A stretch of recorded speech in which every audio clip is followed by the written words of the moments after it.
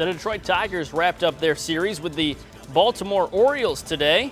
Could they get back in the win column after the Orioles snapped their winning streak? Hope College football head coach Peter Stuursma and new offensive coordinator Andrew Hawken joined me live in studio to discuss the upcoming season for the Flying Dutchman. Kenowa Hills product Donovan Brazier is in London.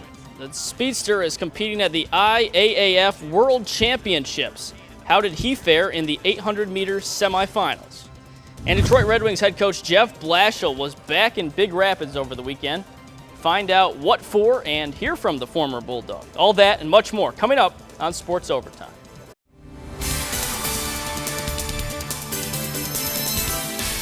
Welcome to Sports Overtime. I'm Zach Sapanik. The Detroit Tigers sure got us excited when they recently put together a 4-game winning streak. But the Baltimore Orioles put a stop to that last night, and the Tigers have since regressed to their old ways. Tigers and Orioles concluding their 4-game series this afternoon, and it didn't take long for the Orioles to get to Tigers starter Anibal Sanchez. Bottom one, that's Jonathan Schoop. Towering fly into the left field stands. That put Baltimore out front 2-zip. Very next batter, Chris Davis launches to straightaway center. Solo home run made it 3-0. And if that wasn't enough, Trey Mancini followed that up with a jack of his own. Back-to-back-to-back home runs for the Orioles in the first inning to grab a 4-0 lead. Bottom four now, 5-0 home team. Joey Rickard at the dish. He sneaks it down the left field line just over the fence. 2 batters later, Manny Machado hits it 411 feet just over the 410 sign in center field. The 2-run shot, 5 homers by the Orioles on the day, and for as good as Sanchez had been pitching, those highlights were like reverting to the old Anibal, and the Tigers as a whole for that matter. Orioles win big, 12-3 the final in Baltimore. It's just one of those days. You know, you're never happy when you win or when you lose. We had a shot to take 3 out of 4, but we took 2 out of 4 on the road, which isn't awful. Now we got to go to Pittsburgh and see if we can take 2 there. The ball was up. They hit home runs. Pretty simple. You know, it was really all about the Baltimore Orioles offense more than anything else. They took advantage of some mistakes. Sometimes you get away with them. Today we did not. American League Central leading Cleveland Indians playing host to the New York Yankees this afternoon. Bottom one, Michael Brantley tees off. Solo round tripper to deep center. It was the first of only 2 hits in the game for the Indians. Nonetheless, Tribe on the board first. Top 6, all square at 1. Bases juice for Jacoby Ellsbury. He rips one off the wall in right, and everybody comes home on the Ellsbury stand-up triple. 4-1 Yankees after that. Then in the 7th, home run derby champ Aaron Judge would tack on a 3-run bomb, his AL leading 35th on the year. Yankees scorched the Indians 8-1 the final. So let's take a look at the AL Central standings. Indians with only a 2.5-game cushion on the Kansas City Royals. The Tigers, meanwhile, sit 8.5 back.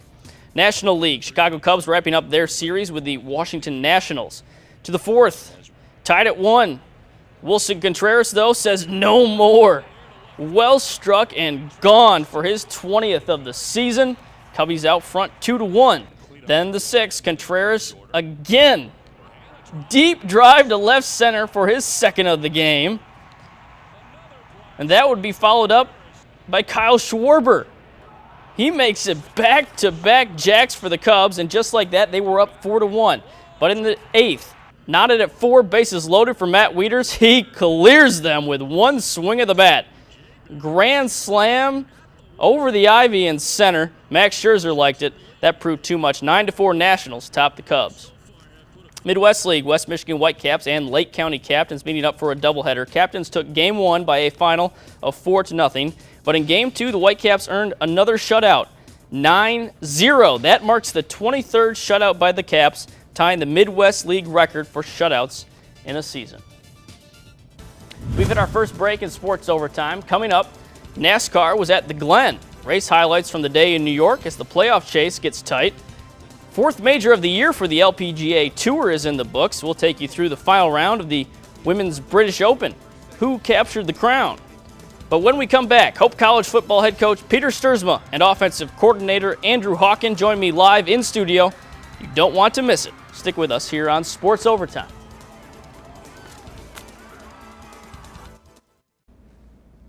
Following a 2-8 campaign in 2015, Hope College football witnessed the program's greatest single-season turnaround last season when the Flying Dutchman went 7-3. To learn more about the 2017 Hope team, I am joined in studio by head coach Peter Sturzma and offensive coordinator Andrew Hawken. Guys, thanks for stopping in tonight. Thanks for having me. You got it. Awesome. Well, Peter, we'll start with you. What goes into a turnaround like that in your first year at the helm? As you enter year 2, what do you need to do to continue that and make the Flying Dutchman community not only proud, but that football team continuing to roll in the right direction? Well, it always starts with the players. I was just really proud of our players for the way they bought into a new staff, an entirely new staff, other than Coach Ricketts and our defense coordinator, Coach Geekus. We had an entirely new staff, and our players just bought in from the get-go. And I think that starts with leadership from our players, led by our seniors. We had 11 seniors going into the season, and it just is one of those things that I think they just started to believe in what they were doing. They started to believe in their teammates. I think they started to believe in some of the things that we were trying to get accomplished. And you know I've learned that college football is a very small margin of error, and so that could have gone either way. But our players just kept believing. I was really proud to see them accomplish what they did last year. Andrew, now you're a Granville product, Michigan State alum. Yep. What was it like to get the call from Peter? Hey, we want you as our offensive coordinator. Oh, it was great. I mean, I was very excited, you know, growing up in West Michigan, and actually my dad played football at Hope. My younger brother went there. I had a big connection with the college all the way back to my grandfather attending Hope. So I'd been to games as a kid, and it was just I know what Coach is, building and what Hope's all about. So just a chance to, kind of come back home and be a part of that, and was really, really excited. Well, you get to work with 2 1,000-yard rushers in the backfield, and Brandon Campbell and Mike McClusiak. That has to make your first year on the job a little easier, huh? It is definitely very comforting to know that we have those guys coming back, and the success they've had last year, and just try to keep that going and keep them rolling, So. Coach, ground and pound game, obviously big in football. What's it like to have a two-headed monster in the backfield like that returning? When we were looking at our statistics last year and realizing the carries that those guys were getting a game, you have to take a step back and say, there's not one running back that could have done that. And I've said this all along. The neatest part about those two is they cheer for each other. I think sometimes there's that competition, and you always want to be that guy and you want to be the man. But they realized quickly that they could be together a pretty good offensive, rushing power, and to run behind an offensive line that did an outstanding job. I mean, it starts up front. Let's call it like it is. When we have a returning preseason All-American in Justin Fairfield, and we had some guys up front last year. Mike Steffen, who was our starting center and an all-league player, he's coaching with us. And Coach Semple, our offensive line coach, played for 9 years in the NFL. Of course, played for the Detroit Lions. And so to have that continuity back, but also have the belief system that our guys have up front, that it starts up front. There's no question about that. Andrew, you've experienced camp as a player several times and as a grad assistant at Michigan State, but your first week of camp coming up towards the end of this week, starts this week. Take me through what it's going to be like to transition into the coaching mentality.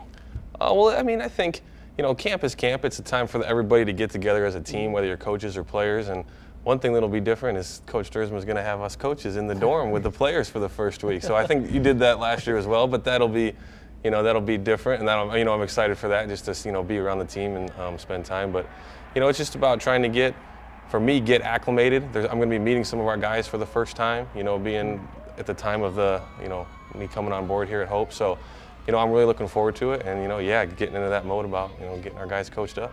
Well, we've talked about the offensive side of the ball. How about the defensive side of the ball? Well, I think when you look at college football and you look at those teams that have been successful year in and year out, they can, number one, run the football, but number two, they play great defense, and not necessarily in that order. And I always tell our offense, I tell our defense, the best defense is when our defensive coordinator is standing on the sidelines, either talking to our guys or with his arms folded. And our defense was outstanding. Coach Ricketts and our defensive staff do a great job of getting our guys prepared every day. And our players love to play in our defense because they know they're going to be able to pin their ears back a little bit and get after people and play an aggressive style. They love to come from different angles and put pressure on people from different angles. And so when you have that continuity in our staff and Coach Ricketts, but then have some returning starters like we have, and to bring that fun aspect to our defense, it's fun to watch them play. But we'll end on this one for both of you. September 2 is the opener at Monmouth. What's it going to be like to take that field for you, Andrew, for the first time in a Hope polo, and Peter, just get back at the grind? Yeah, I mean, obviously I can't wait. I can't wait to get started. Obviously, you know, looking forward to it. It'll be in a new, you know, a different role for myself, but, you know, I feel like throughout camp and through what I've gone through, we'll be prepared and ready to go, and I'm just excited to get going, and I know our guys are too. You know, I know they're excited. So. And you know, I'm excited about game one because it's a culmination of a lot of work that our guys have put in the offseason to get stronger, to get faster. Very excited about Coach Hawken being a part of our staff. You know, have a lot of confidence in his abilities. He has a lot of confidence in what he brings to our organization, and I think once our guys get acclimated with our system, which is going to be a little different and some tweaks, I know that they'll take off and they'll enjoy that. And we've got to know that there's a process to get to that first game. It's not going to happen tomorrow. It's going to be a process to get there, and we have to enjoy each and every day. Well, we're looking forward to seeing what the Flying Dutchmen do on the field this year, guys. Thanks a lot, Zach. Thanks so much for stopping by tonight. Appreciate you having us. Thanks. After the break, we'll hop across the pond, check in on Donovan Brazier.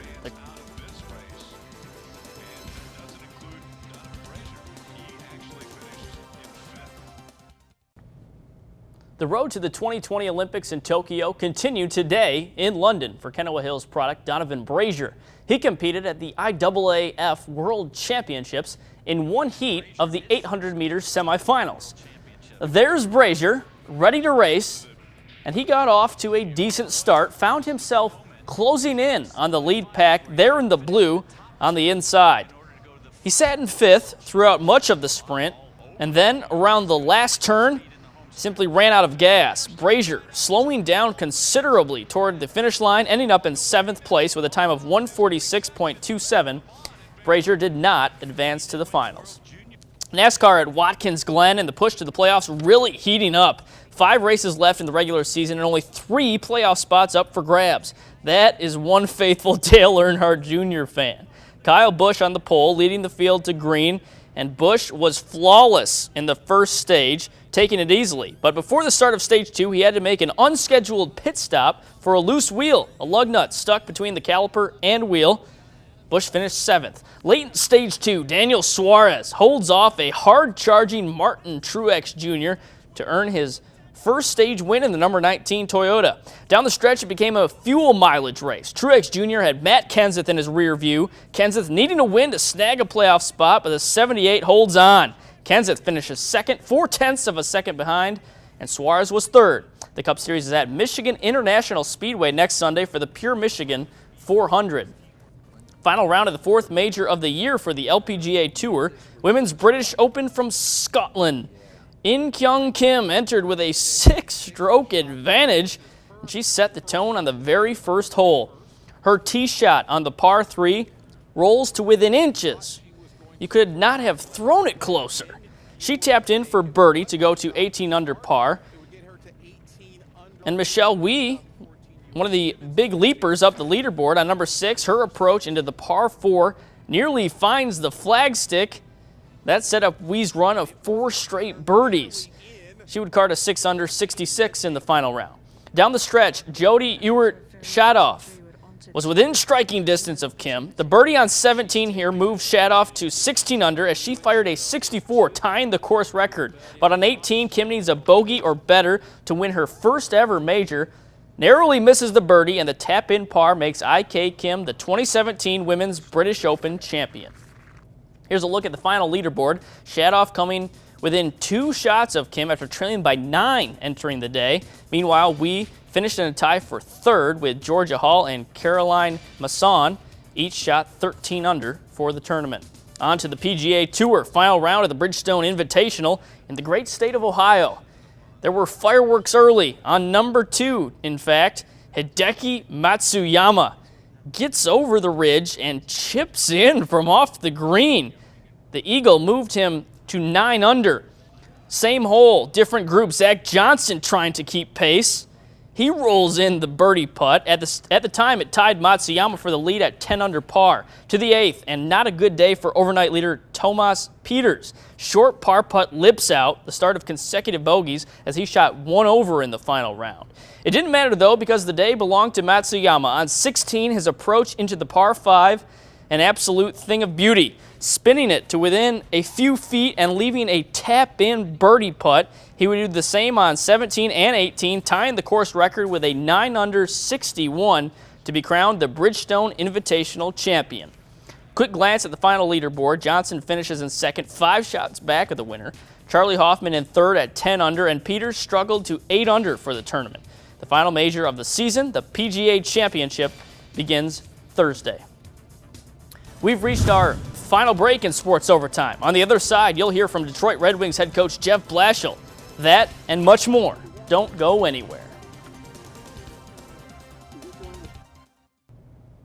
Nothing like turning in a hockey stick for a driver. The 31st annual Ferris State Hockey Golf Outing took place yesterday in Big Rapids, and there was plenty of notable alumni present, including Detroit Red Wings head coach Jeff Blashill. He was the goaltender for the Bulldogs from 1994 to 1998.